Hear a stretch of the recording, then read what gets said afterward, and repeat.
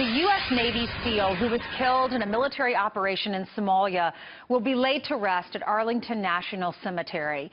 38-year-old Kyle Milliken, there's his picture, was killed during an operation last week on Friday against the extremist group Al-Shabaab. He is the first American to die in combat in the African country since 1993. Virginia Congressman Scott Taylor is a former Navy SEAL who knew Kyle Milliken very well for more than a decade and served with him in Iraq, and he joins us this morning to remember his friend and our country's fallen hero. Good morning to you. Thank you for joining us. I'm sorry for your loss.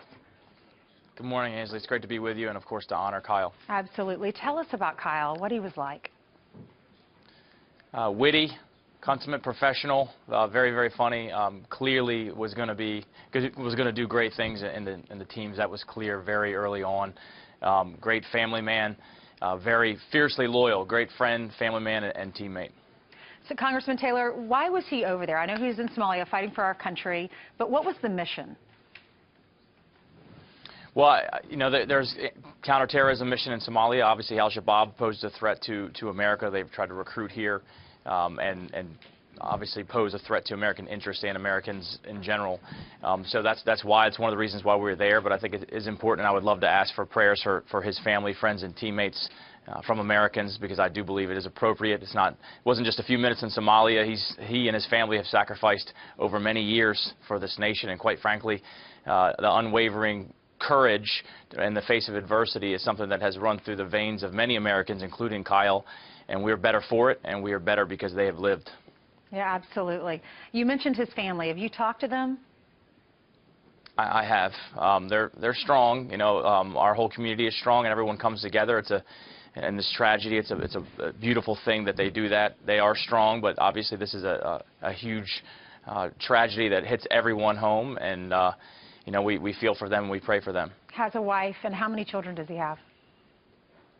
He had two children, and again, you know, our families are very strong, but these types of things, unfortunately, but fortunately, this is something that our community has dealt with for years now. So people know what to do. They know how to come together. They know how to hold and prop up those grieving families. And you know, again, our thoughts and our prayers are out to them. What's your message to the American people that are watching? What can we learn from Kyle's story?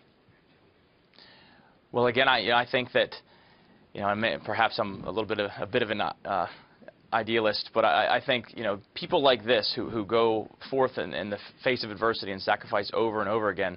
I mean, this is something that should be a beacon of hope in America. It should encourage and inspire Americans of every walk of life to do more for their country, to you know, to not be as selfish, be a lot more selfless in service to this nation in whatever capacity that is that you can do. But I think that he's an inspiration, as others have been as well too, and Americans should grieve, but should be inspired and should remember. Congressman Taylor, thank you for coming on to honor your friend and this American hero. There's his picture, Kyle Milliken. It's in our thoughts and prayers. His family is, at least, and we will remember him. Thank you.